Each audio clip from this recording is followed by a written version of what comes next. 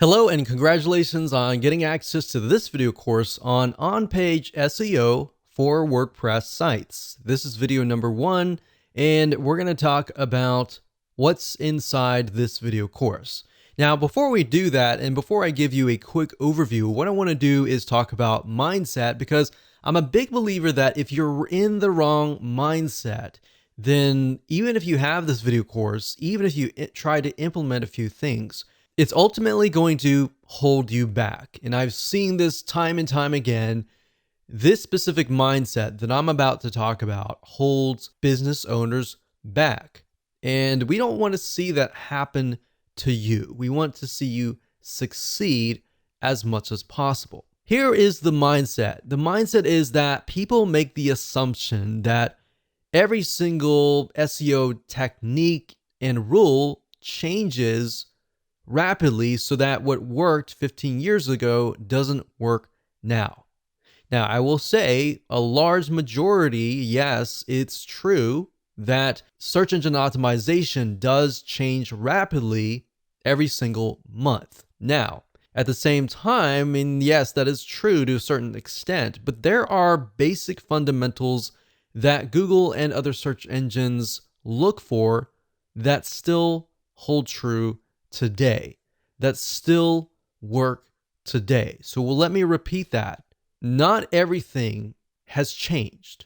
It might have changed slightly. But if you get into that mindset of, oh, everything changes, everything that used to work 10 years ago doesn't work now, then you're putting yourself in a dangerous position simply because you will forget the basics.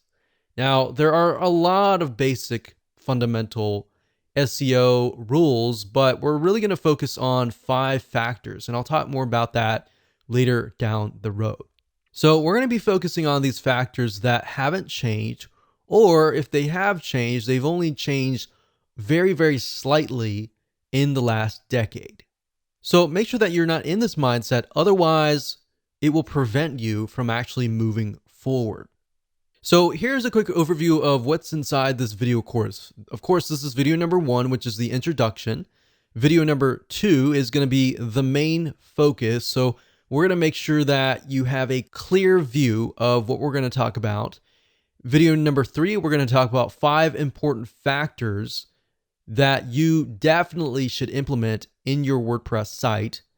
Video number 4, we're going to talk about the URL structure, such as what should your domain look like, what should the URL look like, and all of that.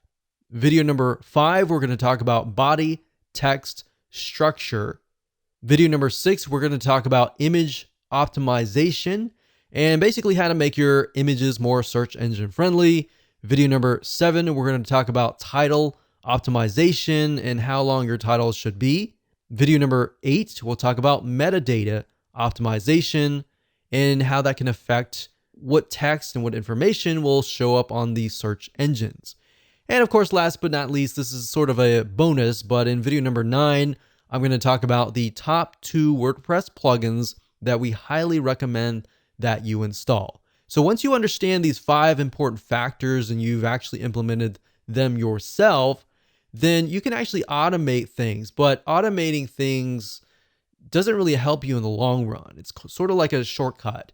Without understanding the basics and the fundamentals, you're actually hurting yourself. You're not really going to know why you're ranking. All right. So here's what you're going to need. You're going to need to have a WordPress site. If you don't have a WordPress site, these fundamentals still hold true as well. But most of what I'm going to be showing you is how to implement these 5 factors into your WordPress site.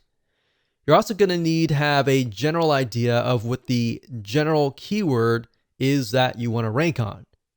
And then, of course, you want to have a list of specific keywords related to that general keyword. And the reason why you need to have these in hand is because you're going to use these in your body text, your title text, your metadata text, and even your image alt tag text. So you're also going to need access to content, written text, and or images to create your post. Now, if you don't have all this information right now, that's fine. But you're definitely going to need it eventually. So with that said, let's move on to video number 2.